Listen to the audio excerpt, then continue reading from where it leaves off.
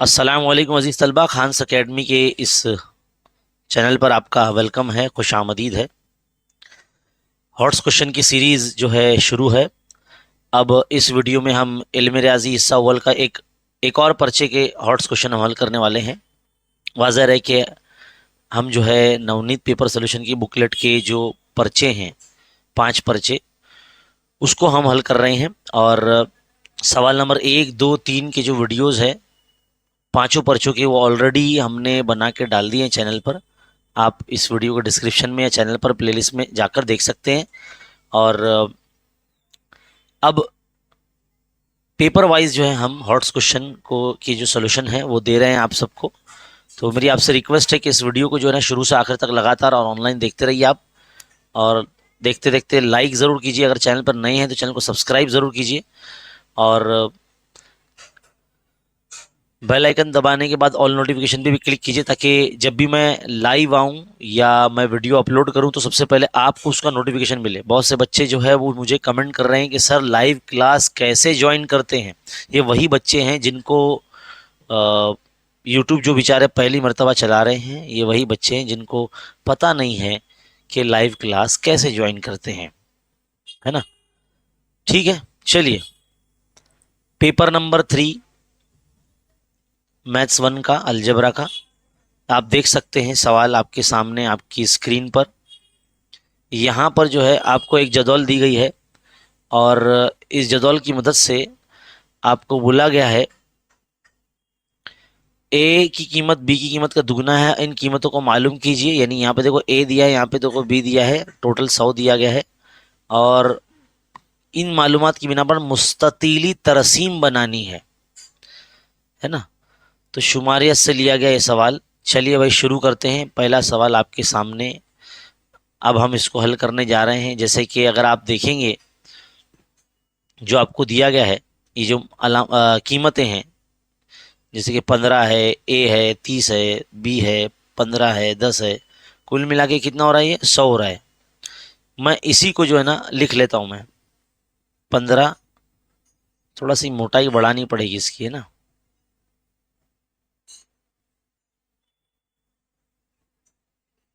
ठीक, तो 15 जमा ए जमा 30 जमा बी जमा 15 जमा 10 बराबर 100। कितना हो रहा है भाई, ये 15 15 हो गए, 30 और 30 और 30 है ना 60, और ये 70 हो गया। तो ए जमा बी जमा 70 बराबर ये हो गया 100, है ना। 100 के नफ़ी में 70 को भेज दो, तो ए जमा बी बराबर कितना आ जाएगा, 30 आ जाएगा ना। एक तरह से मसला नंबर 1 बन गई अपनी। ए जमा बी बराबर 30 बन हो गया आपका। अब एक बात यहाँ लिखी हुई है, मैं इसको हाईलाइट करता हूँ। ए की कीमत बी की कीमत का दुगना है, देखो इसको हाईलाइट किया मैंने पर्पल कलर से, ठीक है। ए की कीमत जो है ना वो बी की कीमत का दुगना है, तो यानी बी की कीमत को दुगना कर देंगे तो ए की कीमत हो जाएगी। ये हमको सवाल में दी गई है मालूमात। अब हम क्या करेंगे, मसला नंबर 1 में ना ए की जगह पे 2 बी रख देंगे, तो 2 बी बराबर 1 बी, और ये 30, तो ये जगह 3 बी बराबर 30। तो 3 का 3, 3 दाई 30, तो नहीं बी बराबर कितना आ जाएगा, 10 आ जाएगा। 3 दाई 30 है ना, तो बी बराबर कितना आ गया, 10 आ गया। अब बी बराबर 10 को आप मसला नंबर 1 में रख दो, तो आपको ए की कीमत मालूम हो जाएगी। तो ए बराबर ए जमा बी बराबर 30, बी की जगह पे आपको 10 रखना है ना। तो ए जमा 10 बराबर 30। अगले स्टेप में 30 के नफ़ी में 10 जाएगा तो कितना आ जाएगा, 20 आ जाएगा। तो इस तरह से ए की कीमत आपकी कितनी आ गई, 20 आ गई। ए की कीमत आपकी 20 आ गई, यानी ए और बी की कीमत हमको मिल चुकी है। अब ये जदौल मुकम्मल करेंगे, है ना। जदौल को मुकम्मल करेंगे और मुस्ततीली तरसीम बनाएंगे। यानी ए की जगह पे आप रख देंगे 20 और बी की जगह पे आप रख देंगे 10, ठीक है। मुस्ततील तरसीम बनाते वक्त जो जमात होती है वो हम एक्स महवर पर लेते हैं, और जो तुलबा की तादाद है या ताद्दुद है वो हम वाई महवर पर लेते हैं, सबको मालूम है। और ये काम जो होता है तरसीमी कागज़ पर होता है ना। ग्राफ पेज पर होता है, वहां पर हमें पैमाना लिखना निहायत ही ज़रूरी है। पैमाना अगर आप नहीं लिखते हैं तो आपके आधे मार्क्स कैंसिल हो सकते हैं। तो पैमाना आप ये बताएंगे कि एक सम बराबर 10 नंबरात, क्योंकि देखो 10-10 का फर्क है ना, इसलिए एक सम बराबर 10 नंबरात एक्स मेवर पे, और वाई मेवर पे आप लिखेंगे, अगर आप 5-5 का गैप लेते हैं, एक बॉक्स का 5-5 का गैप लेते हैं, तो एक सम बराबर 5 तुलबा, ऐसा बताएंगे। या फिर अगर 10-10 का फर्क करेंगे या 2-2 बॉक्स का फर्क लेंगे, तो उस हिसाब से आप वैसे लिखिए, ठीक है ना।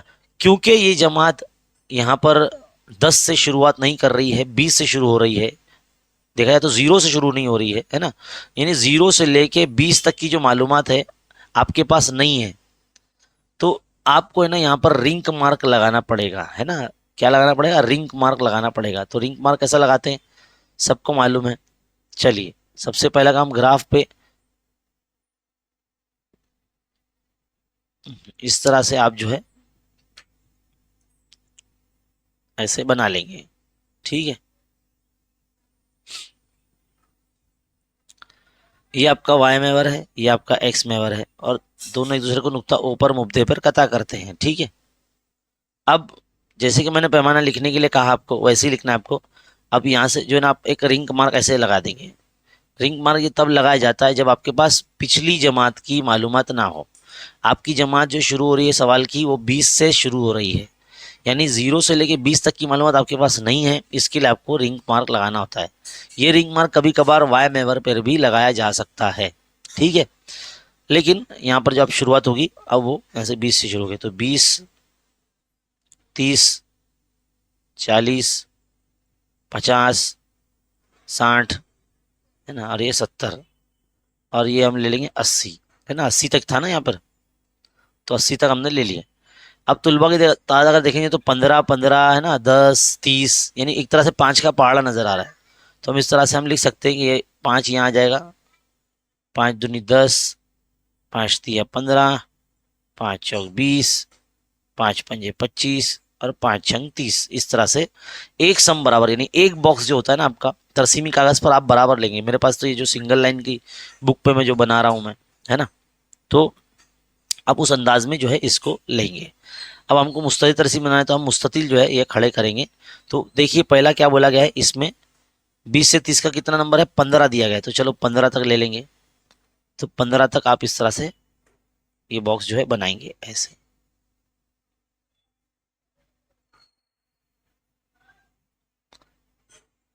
अब आप लोग तो पेंसिल से बनाएंगे, है ना। अब ऐसा जरूरी नहीं है कि इसमें कोई कलर वलर करना है आपको, लेकिन क्योंकि मैं कर रहा हूं, इसका मतलब ये नहीं है कि आप भी कलर वलर करते बैठेंगे, है ना। कलर वलर करने की जरूरत नहीं है बेटा, हाँ, ठीक है। अगली जमात है आपकी 30 से 40। 30 से 40 का कितना नंबर है, ए है, तो ए का कितना आया, 20 आया, तो 20 आप इस तरह से खड़े कर देंगे, सुतून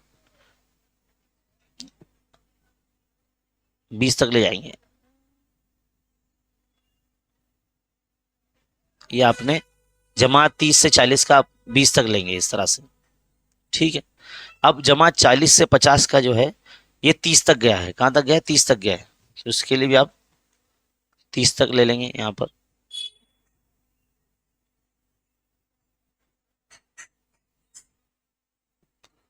देख रहे हैं, मुस्ततिल तरसीम बनाना बहुत निहायत ही आसान है। अब 50 से 60 की जमात का जो है, वो ताद्दुद कितना 10 है, तो उसके लिए 10 तक ले लेंगे।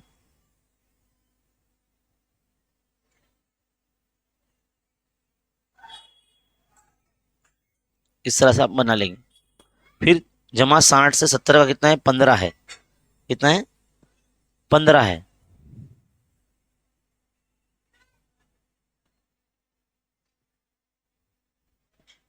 ठीक है, हो गया। अब 70 से 80 का कितना है, 10 है, तो हम ये 10 ऐसे बना लेंगे।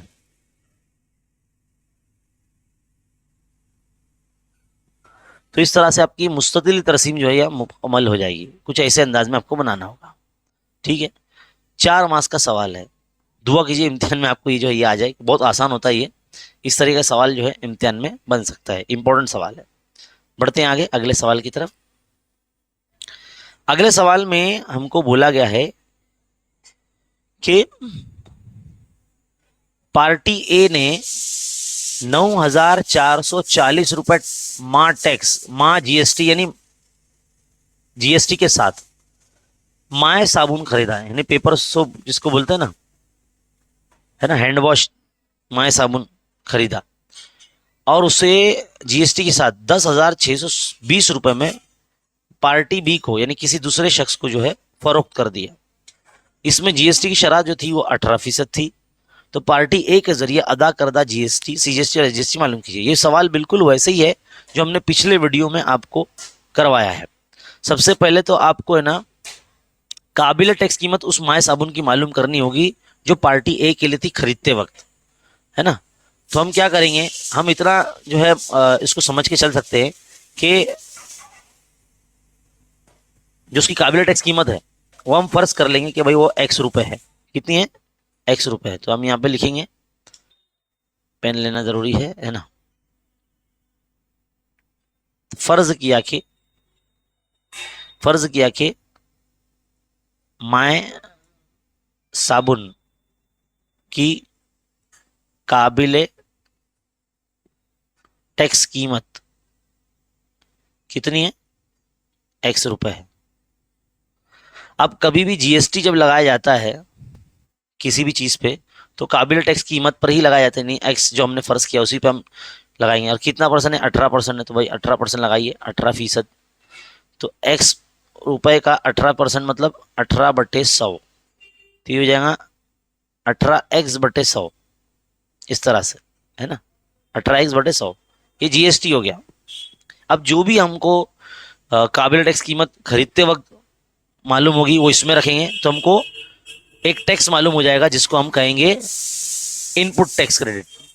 फिर बेचते वक्त उन्होंने क्या प्राइस उसका बढ़ाया था माय साबुन का, वो जो है कीमत जब मालूम होगी एक्स की, वो भी यहाँ पे रखेंगे, तो हमको आउटपुट टैक्स मालूम हो जाएगा। यानी बेचते टाइम उन्होंने प्राइस क्या बढ़ाया था, कितना बढ़ाया था, फिर उनको हम नफी करेंगे तो हमको जीएसटी मालूम होगा। ठीक है।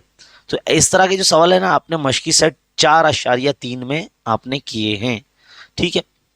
तो अब खरीदते वक्त जो है ना इन्होंने जो प्राइस दिया था तो वो टैक्स के साथ दिया था 9,440, है ना। तो काबिल टैक्स कीमत और जमा जीएसटी इन्होंने साथ में दिया था, तो मैं डायरेक्टली ये रखता हूँ 18x/100। ठीक है। अब क्या करेंगे, 100 से रब करेंगे तो 100x जमा 18x/100 बराबर 9,440, है ना।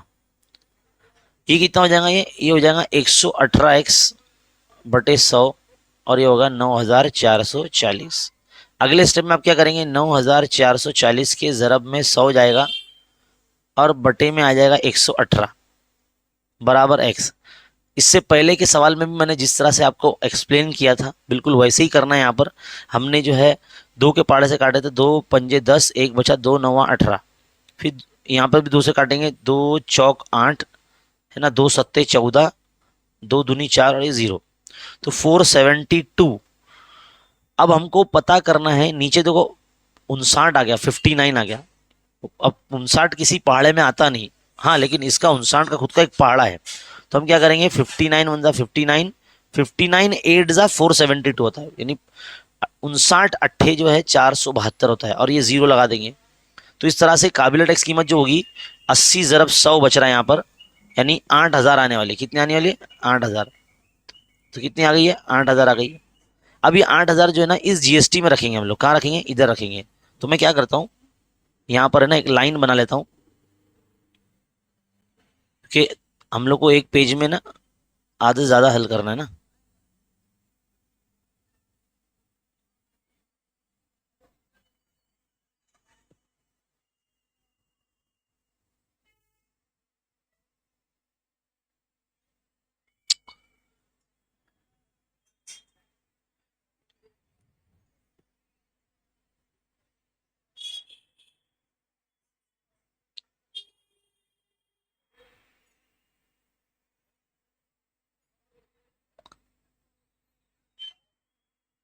देखो ये सीधी लाइन हमने बना ली है ताकि हम इसको आगे कर सके। अब ये एक्स की कीमत है ना यहाँ रखेंगे हम। कहाँ रखेंगे? देखो मैं हाईलाइट कर रहा हूँ, जीएसटी जो है ना यहाँ 18x/100 यहाँ रखेंगे। चलिए यानी ये इनपुट टैक्स आ रहा है एक तरह से, क्या आ रहा है, इनपुट टैक्स क्रेडिट, है ना। तो 18x बटे 100, यहाँ पर हम रखेंगे 18 ज़रब 8000 बटे 100, तो 2 0 कैंसिल हो जाएंगे, तो 18 अट्ठे 144 होता है ना, है ना। 18 अट्ठे 18 ज़रब 80 बच रहा है ना, तो 18 अट्ठे 144, तो 144 है ना, और ये ज़ीरो, तो 1440 रुपये इन्होंने खरीदते टाइम जो है ना इतना टैक्स दिया। किसने, कोई पार्टी ए है, खरीदते टाइम इतना टैक्स उन्होंने, मतलब इतने रुपए का टैक्स उन्होंने दिया था, और टोटल प्राइस इतना दिया था उन्होंने, लेकिन इतना टैक्स उसमें गया था। अब बारी आती है, उन्होंने बेचा कितना पार्टी बी को, 10,620 रुपये में बेचा उन्होंने। तो यहाँ पर जैसे जहाँ पर हमने 9,440 रुपये रखा था ना, वहां पर अब है ना 10,620 रुपये रखो यहाँ पर इस स्टेप में, तो आपको है ना बेचते वक्त का जो काबिल टैक्स कीमत है ना वो मालूम हो जाएगी। ठीक है, तो अब यहाँ पे लिखेंगे हम 10,620 रुपये और 118x बटे 100, है ना, यहाँ पे हल करेंगे तो x मालूम करना है, तो 10,620 रुपये ज़रब 100 बटे 118। अब ये भी बिल्कुल वैसे ही पाड़े से होगा, 2 पंजे 10, 2 9 18, है ना, 2 पंजे 10, 2 तिया 6, 2 एका 2 और ये 0, है ना। अब 531 है ये एक तरह से, 5,310 है लेकिन 531 मानो 59 के टेबल में। अब आपको पता होना चाहिए कि ये कितने नंबर पे आता है, तो मैंने एक तरह से हमने पहाड़ा बना लिया, तो 59 वन ज़ा 59 यानी 59 एक 59, 59 नौवा 531 होता है, और ये 0 हम यहाँ लगा देंगे। तो कुल मिला के क्या बच रहा है आपके पास, आपके पास बच रहा है 90 ज़रब 100, यानी एक्स की कीमत कितनी आ रही है, 90,000, 90,000 नहीं 9,000 आ रही है, कितनी आ रही है, 9,000 आ रही है। अब यही काबिल टैक्स कीमत जो है ना आप इसमें रख देंगे, कहाँ पर, यही फॉर्मूले में जीएसटी वाले जो था ना 18x बटे जो ऊपर था ना 18x बटे 100, इसमें रख दो आप, तो आपको है ना आउटपुट टैक्स मिल जाएगा। क्या मिल जाएगा, आउटपुट टैक्स। तो मैं यहाँ पर लाइन बना लेता हूँ इस तरह से, आउटपुट टैक्स मालूम करने के लिए हम क्या करेंगे, 18x बटे 100, तो 18 ज़रब x की कीमत है 9,000 बटे 100, तो 2 0 कैंसिल, है ना, 18 9 162 है ना, तो 162 और ये 0, तो आपको ये आउटपुट टैक्स आ गया आपका ये। अब हम अदा करदा जीएसटी कैसे मालूम करते हैं, अदा करदा जीएसटी वो कैसे मालूम करते हैं, आउटपुट टैक्स में से इनपुट टैक्स क्रेडिट यानी आईटीसी माइनस कर देते। तो आउटपुट टैक्स आपका आया 1,620 और वो था 1,440, है ना, तो माइनस अगर इसको करेंगे तो आपका आएगा 180, कितना आएगा, 180 आएगा। अब हमको सवाल में बोला उसने सीजीएसटी और एसजीएसटी दोनों मालूम कीजिए, है ना, तो हम क्या करेंगे, जीएसटी का आधा कर देंगे, तो जीएसटी का आधा मतलब 180 का आधा कर देंगे, तो ये आ जाएगा 90 रुपये, कितना आ जाएगा ये, 90 रुपये। इस तरीके से एक सवाल को करना होगा। ठीक है, मुझे उम्मीद है कि आपको ये चीज़ें समझ में आ रही होंगी बहुत आसान तरीके से, है ना।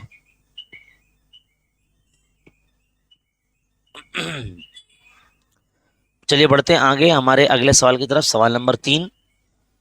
सवाल नंबर 3 में देखो तुमको क्या बोला गया है, एक थैली है और उसमें बोला गया है कि जो है उसमें कुछ गोटियां रखी हुई है अलग अलग कलर की। तो सफ़ेद रंग की कुछ गोटियां हैं, मैं हाईलाइट कर देता हूँ, सब्ज रंग की यानी हरी, सफ़ेद और जर्द यानी पीली, 3 कलर की गोटियां हैं। तो जब भी कभी आपको ऐसा सवाल नजर आए तो बोला गया फर्ज किया कि नमूने वसअत आपका क्या है, एस है ना, तो एन ऑफ एस निकालने में हमको तकलीफ नहीं आएगी ना। तो यहाँ पे बोला गया कि सब्ज रंग की, सफेद रंग की और जर्द रंग की गोटियां हैं, कितनी है ये नहीं बोला है, उसने बोला है कि सब्ज रंग की गोटियों को मुंतखब करने का एहतमाल 1/4 है, यानी एहतमाल पहले ही दे दिया अपने को। हरी रंग की गोटियां चुने जाने का एहतमाल 1/4 है, और सफेद रंग की गोटी चुने जाने का एहतमाल 1/3 है। देखो हरे रंग की गोटी चुने जाने का एहतिमाल 1/4 और सफेद रंग की गोटी चुने जाने का एहतिमाल कितना 1/3 है। ठीक है, ये कलर शायद जम रहा नहीं ना, फ्लोरोसेंट कलर मारेंगे देखो इस ताकि नजर आए, है ना, अच्छे से। अगर थैली में जर्द रंग की गोटियों की तादाद कितनी है? 10 है। देखो भाई 10 दे दिए इन्होंने। जर्द रंग की गोटियों की तादाद है ना, जर्द रंग मतलब पीला होता है ना, तो पीले कलर से बताएंगे। चलो, जर्द रंग की गोटियों की तादाद हमको 10 दे दी गई, तो बोलते हैं कि थैलियों में गोटियों की तादाद कितनी है, यानी कितनी गोटियां हैं थैलियों में। तो हम फर्ज करेंगे, और फर्ज किया कि इसको थोड़ा सा मोटा ही बढ़ा लेता है इसके मैं। हम्म, और फर्ज किया कि गोटियां कितनी हैं, गोटियां एक्स हैं। चलिए, नमूना वसत एस है और गोटियां कितनी हैं, एक्स है। ठीक है, तो एन ऑफ एस में क्या मानूंगा, N of S equal to मैं एक्स मानूंगा, क्योंकि पूरी गोटियों की तादाद मैंने एक्स फर्ज कर लिया ना, है ना। अब उसने बोला है कि हरे रंग की, यानी सब्ज रंग की, सब्ज रंग की गोटियां, गोइयां नहीं है, गोटियां, तोय है गोटियां, आ, हासिल होने का एहतिमाल, हासिल या मुंतखब होने का एहतिमाल कितना है? 1/4 है ना, सवाल में देखो 1/4 दिया है हरे रंग की गोटियां। तो एन ऑफ जी हम लोग लिखेंगे, है ना, एन ऑफ जी नहीं, पी ऑफ जी, है ना, पी ऑफ जी, यानी ग्रीन कलर की गोटी हासिल होने का एहतिमाल पी ऑफ जी लिख बताएंगे। तो हम लोग क्या लिखेंगे, आप लोग ऐसा लिखेंगे इसको, एन ऑफ जी बटे एन ऑफ एस, है ना, क्योंकि तादाद मालूम करनी है अलग अलग गोटियों की, यानी एन ऑफ जी मालूम करना है ना, एन ऑफ डब्ल्यू मालूम करना है, यानी वाइट गोटियों की तादाद, और एन ऑफ वाई मालूम करना है, यानी येलो गोटियां की तादाद मालूम करनी है। समझे? तो इस तरह से मैं फर्ज कर रहा हूँ यहाँ पर। तो हमको यहाँ पे 1/4 हमको रख देना है, और टोटल गोटियां एक्स है, तो एन ऑफ जी हम यहाँ रखेंगे। तिरछी जरा अगर जरब करते हैं अगर हम, तो यहाँ पर आ जाएगा हमको एक्स का एक्स, और या x/4 आ जाएगा एक तरह से। एन ऑफ जी मतलब कितना आएगा, x/4 आ जाएगा। कितना आएगा, x/4 हो गया। अब बारी आती है अगली गोटी की, जिसका हमको एहतमाल दिया, और सफेद रंग की गोटी को का मुंतखब करने का एहतमाल, यानी पहला तो हो गया, दूसरा सफेद रंग की गोटियां हासिल होने का एहतमाल कितना है, 1/3 है ना, सवाल में देख लेते एक बार, हाँ 1/3 है। तो इसका कैसा लिखेंगे, पी ऑफ डब्ल्यू, है ना, वाइट गोटी का एहतमाल पी ऑफ डब्ल्यू, तो हम लोग बताएंगे एन ऑफ डब्ल्यू बटे एन ऑफ एस। तो यहाँ पे लिखेंगे 1/3, और ये है एक्स, और ये एन ऑफ डब्ल्यू तो मालूम करना है, थोड़ा नीचे लिखता हूँ ना, ऊपर हो गया बहुत। 1/3 बराबर एन ऑफ डब्ल्यू बटे एक्स, तीसरी तरफ करेंगे तो x/3 बराबर एन ऑफ डब्ल्यू आ जाएगा, है ना, यानी वाइट गोटियों की तादाद। उसने तीसरे नंबर पे ना पीले रंग की गोटी की तादाद तो 10 दे दिया उसने पहले से ही, है ना, है ना, जर्द रंग की गोटी की तादाद दे दिया उसने, तो उसका एहतमाल मालूम करने की जरूरत ही नहीं, तादाद उसकी ऑलरेडी दी हुई है। तो तीसरे नंबर पे हम लिखेंगे जर्द रंग की गोटियां 10 हैं। तो टोटल कर दो ना, हरे रंग की गोटी कितनी है, x/4 है, सफेद रंग की गोटी कितनी है, x/3 है, और जर्द रंग की गोटी कितनी है, टोटल x गोटी है ना, बस टोटल हमने इक्वल में x लिख दिए। अब देखो नसब नुमा में 4 और 3 है, तो अगर मैं इसको 12 से जरब करूं मैं, है ना, तो हमारी मसावत है ना, खती मसावत हो जाएगी। देखो 12 जरब कर दिया तो ये 12 तो 120 हो गया, 4 का 4 4 3 है 12, 3 का 3 3 चौक 12, है ना। तो ये आ जाएगा, अब कितना आ जाएगा, ये जगह 3x जमा 4x जमा 120 बराबर 12x, 4 और 3 कितना होता है, 7x होता है, जमा 120 बराबर 12x। 120 को यहीं रहने दो, 12x के नफी में 7x को ले जाओ, तो कितना आएगा, 5x बचेगा, है ना। अगले स्टेप में क्या होगा? पेज खत्म हो गया। 120 के बटे में 5 को भेजो, 5 का 5, 5 दूनी 10, 5 चौक 20, यानी एक्स बराबर कितना आ गया? 24। तो कुल मिला के थैली में 24 गोटियां हैं। हमने एक्स जो था वो गोटियों की तादाद को हमने फर्ज किया था, तो थैली में गोटियों की कुल तादाद 24 होगी, है ना। तो एक्स की कीमत क्या है? 24। एनएफएस भी आपका 24 होगा।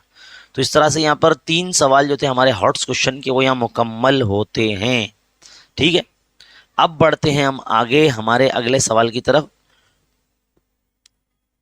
अगला सवाल है सवाल नंबर 5। ये तो मुस्तकीमुल मुईज ज़ुरबतुल अज़ला के बारे में जिक्र कर रहा है। ऐसा लग रहा है ज्योमेट्री का क्वेश्चन हमको मैथ्स वन में पूछ लिया गया। बड़ी नाइंसाफी है, बच्चों को बड़ा तकलीफ होती है। कहा गया है कि ज़ुरबतुल अज़ला एबीसीडी एक मुस्तकीमुल मुहीत ज़ुरबतुल अज़ला है। कुछ बच्चे जो पहली मर्तबा देख रहे हैं ना, बोलेंगे ये कुरान की आयत कहाँ से आ गई? कुरान की आयत नहीं है भाई। ये जो है ना, हाँ, ये क्या है? मुस्तकीमुल मुहीत ज़ुरबतुल अज़ला, यानी दायरे के अंदर 4 ज़िले वाली शक्ल जो है वो होती है। तो 4 ज़िले वाली शक्ल जो है मैं बना रहा हूँ।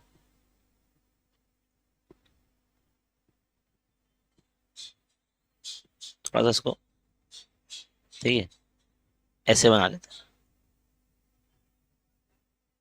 ठीक है, देखो, उम्मीद है आपको समझ में आ जाएगा। इसको मैं नाम देता हूं ए, बी, सी और डी। ये बन गई मुस्तकीमुल में ज़ुरबतुल्लाह की शक्ल। आपको समझाने के लिए बनाया। आप लोगों ने नाइन्थ क्लास में नहीं, 10वीं क्लास में ही सबक नंबर 3 में दायरे में जो है ना वो पढ़ा है। अगर कोई ज़ुरबतुल्लाह, जैसे कि मैं जो हमको दिया गया ज़ुरबतुल्लाह ए बी सी डी क्या है? एक मुस्तकीम अल मुहीत